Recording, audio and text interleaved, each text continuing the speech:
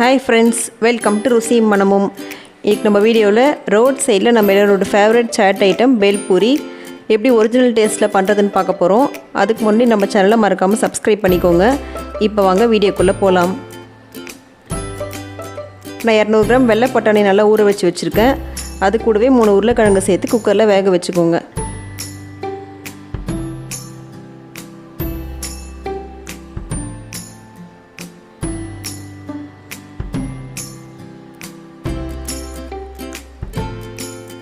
இது ஒரு 5 விசில் வர அளவுக்கு வேகட்டும், வெயிட் பண்ணலாம்.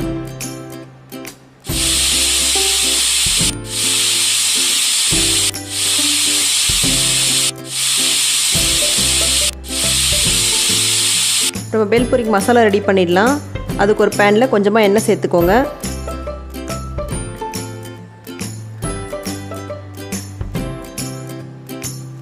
இப்போ அது கூடவே 2 லவங்கம், கொஞ்சமாக பட்டை சேர்த்துக்கிறேன். இதில் 1 ஸ்பூன் சோம்பு சேர்த்துக்கலாம்.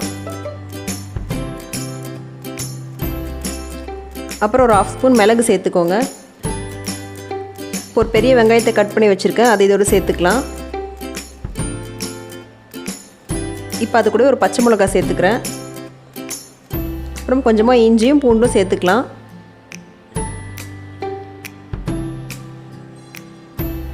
இப்போ ஒரு பெரிய சைஸ் தக்காளியை கட் பண்ணி இதோடு சேர்த்துக்கோங்க.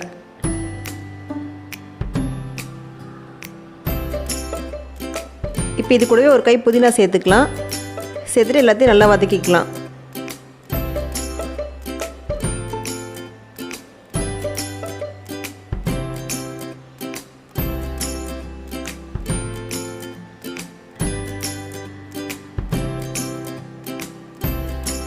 இது நல்லா வதங்கிடுச்சு. இது பிளேட்டில் போட்டு ஆற வச்சிடலாம். ஆற வச்சு நல்லா பேஸ்ட் மாதிரி அரைச்சிடலாம்.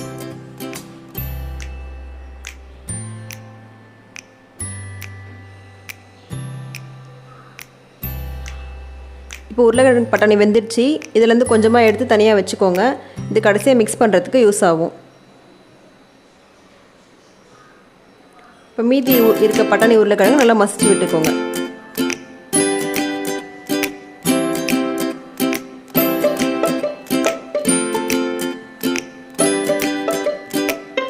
இப்போ வெங்காய தக்காளி நல்லா ஆறிடுச்சு. இதெல்லாம் பேஸ்ட் மாதிரி அரைச்சிடலாம்.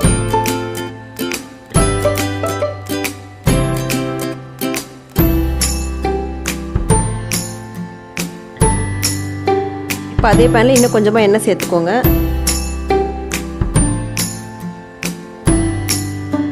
இப்போ அதில் 1 ஸ்பூன் மிளகாய்த்தூள், கொஞ்சமாக மஞ்சள் தூள் சேர்த்துக்கோங்க. அது கூடவே கொஞ்சமாக கரம் மசாலா தூள், அப்புறம் 1 ஸ்பூன் குழம்பு மிளகாய்த்தூள் சேர்த்துக்கலாம். இப்போ அரைச்சி வச்ச பேஸ்ட் இதோடு சேர்த்துக்கோங்க.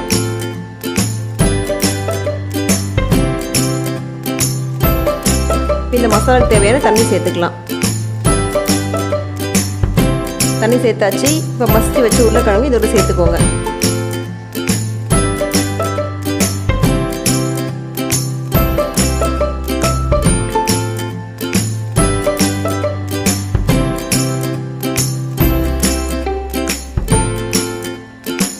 தேவையான உப்பு சேர்த்துக்கிறேன்.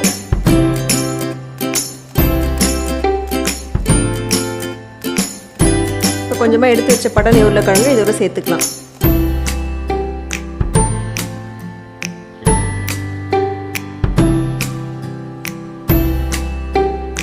அவ்வளோதான். 10 மினிட்ஸ்க்கு நல்லா இதை வேக வச்சுக்கோங்க. இப்போ 10 மினிட்ஸ் ஆயிடுச்சு. ஓப்பன் பண்ணி பார்க்கலாம்.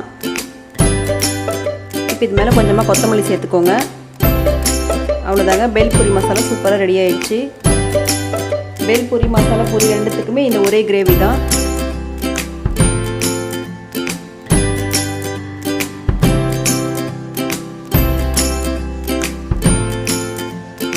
அவ்வளோதான். இப்போ ஒரு பவுலில் கொஞ்சமாக பொரி சேர்த்துக்கோங்க. அதோடு நம்ம ரெடி பண்ணி வச்ச கிரேவி, வெங்காயம் தக்காளிலாம் சேர்த்து மிக்ஸ் பண்ணி நீங்களும் உங்கள் வீட்டில் செஞ்சு பாருங்கள். செஞ்சு பார்த்து இந்த வீடியோ பிடிச்சின்னா மறக்காமல் நம்ம சேனலுக்கு சப்ஸ்கிரைப் பண்ணிக்கோங்க. தேங்க்யூ.